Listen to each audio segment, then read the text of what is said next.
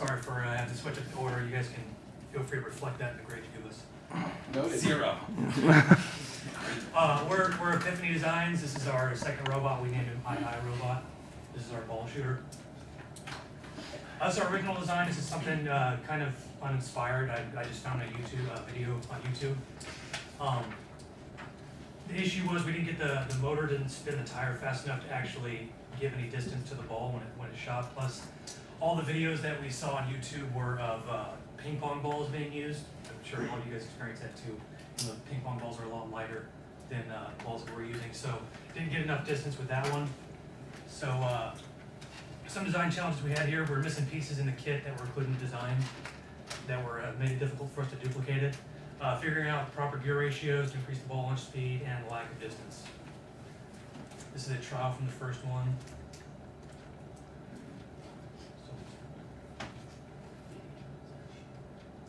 This is funny because Dale was trying to make it go, and then Robbie reaches over and pushes the button and it goes.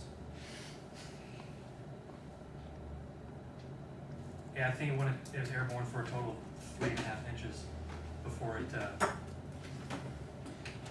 the ground. This is the second design we came up with.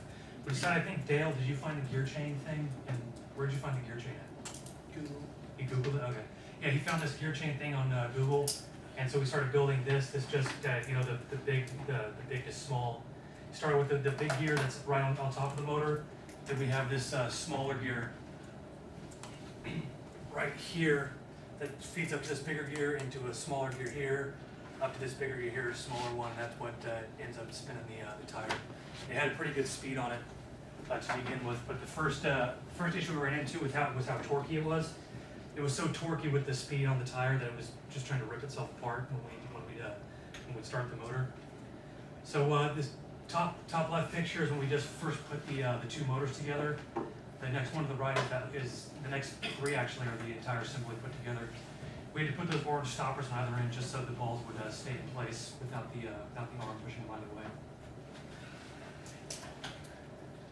This is the final draft we have here. That's the arm. We had to mess with the design on that the claw because it kept on just pushing the ball to the orange thing, just trapping the ball against that front orange stopper.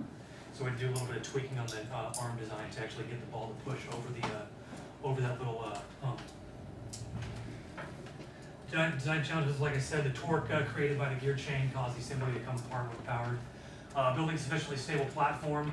There's a lot of reinforcement and re-reinforcement going on with everything because the whole way it was torquing was trying to twist the motors against each other and just again tear the whole assembly apart.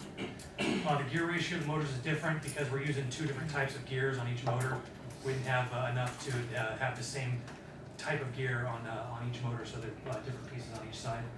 And program the arm to work in concert with the motor. A lot of times the motor would start spinning and then it would stop and then the arm would go, or the arm would start going right as the motors would go, so that the tire was spinning up to full speed before the ball started getting shot, so it wouldn't really do anything as far as distance goes. This is just the unilateral trial, just trying to get see how fast we go. Let me see if I can get the sound on this.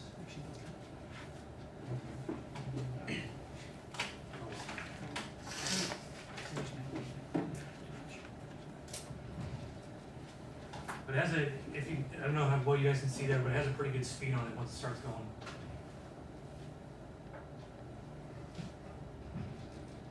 It's a pretty anticlimactic trial, just on the inside.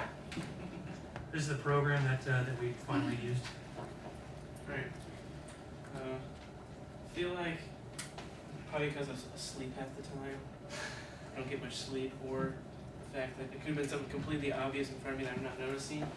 I really wanted to activate the wheel spinning first using the touch sensor, and then activating the arm pushing the ball using a different sensor, but putting them in the same row didn't work for some reason. As Ben was saying, the tires would stop, or the ball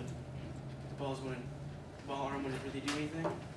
So Robbie told me to make 2 rows, and instead of doing a sensor, we had to delay the time. I don't remember how much time it was, doesn't really matter because it works now. And then just run this process. I think right here is like a good 15 seconds of it just waiting until the arm actually starts pushing the ball.